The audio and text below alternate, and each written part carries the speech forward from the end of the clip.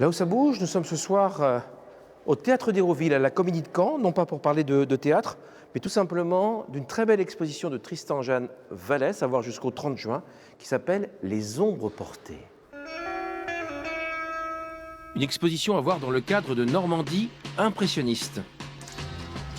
35 ans de travail, notamment en noir et blanc, pour Tristan-Jeanne Vallès, un photographe de Caen. Commençons avec cette photo d'Eugène Ionesco. C'est une photo dont je suis assez fier, on va dire, parce que c'est Ionesco quand même. Et puis, bon, de fait, j'étais en commande et la photo était publiée par Le Monde le lendemain. C'est un vieux monsieur qui vient saluer, qui est ému, qui salue toute la salle du Châtelet qui vient de l'ovationner. Donc il y avait tout ça dans ce moment-là.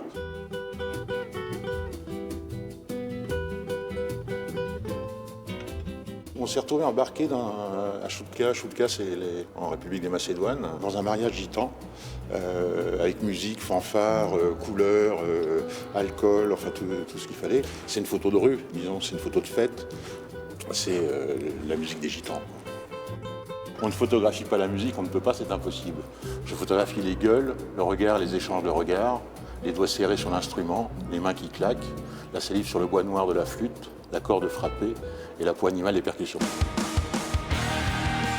Tout le principe aussi du portrait, c'est toujours un jeu à deux. C'est-à-dire que si la personne en face ne donne rien, c'est pas facile pour le photographe d'arriver à une belle image, quoi. C'est vraiment... il faut qu'il y ait un minimum de complicité, même dans les portraits sur commande, qui peuvent être un peu artificiels, je dirais.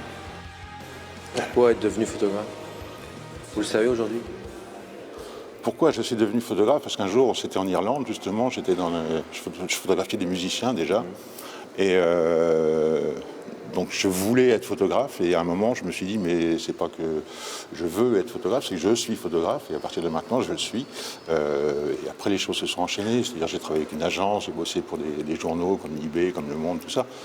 J'ai beaucoup fait de photos de théâtre aussi, enfin les choses se sont enchaînées comme ça. À quel moment on le sait? Parce qu'on le dit? Parce qu'on le sent, parce qu'on le veut. Enfin, je sais pas, moi, c'était il y a 35 ans, je suis toujours photographe, donc je me dis que j'ai eu raison, quoi, quand même.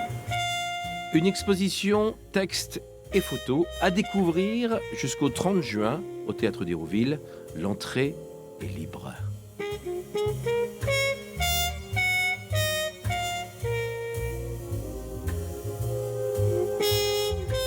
Passons maintenant au rock'n'roll. Oh yeah, the lady what you Riff Raff Tribute to AC/DC samedi au Sous-Boc de Cauville. En attendant, retrouvons Stéphanie et Jean-Michel pour un concert demain au BBC. Là où ça bouge, on va vous parler de Chansons sans frontières. On vous en a déjà parlé. C'est un concours d'écriture de chansons et de textes en français. C'est un concours international aussi. Et demain, c'est la cérémonie de remise des prix. C'est la soirée de clôture. La route de Port-au-Prince, Joseph maudit le destin. Le moteur de son vieux tap-tap ne souffle plus rien. Son fada de Patrick resserre une valve, il crie. Allez, vas-y, vas-y, vas-y, Léon. Voilà, c'est parti. Alors, je suis avec Jean-Claude Meurice. Vous êtes à l'initiative de ce projet qui a 10 ans désormais. La soirée de demain, revenons d'abord à ça. De quoi il va s'agir alors ? C'est les 10 ans de Chansons sans frontières. On a donné un nom qui nous est venu comme ça, la nuit des atomes crochus. Et on espère rassembler des gens qui ont des liens entre eux, qui ont des affinités, qui ont envie de faire la fête. Et puis on est très heureux d'accueillir Sanseverino, qui était notre invité il y a 10 ans. C'est un artiste qu'on adore et je pense qu'on va passer un moment de grosse fête avec Sherazade en première partie, Amélie Delaunay, Charlie Venturini. Beaucoup de surprises dans cette soirée.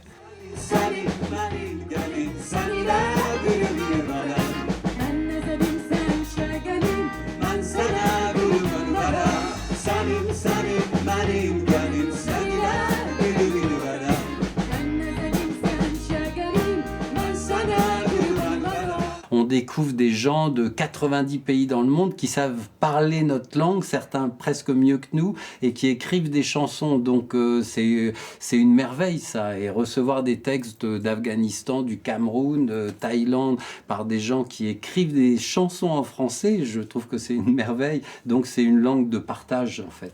Alors rendez-vous pour à la fois découvrir ces textes mis en chanson pour le concert donc de San Severino, on l'a dit, Oui. pour aussi votre concert avec Sherazade, c'est au BBC et c'est à 19h30.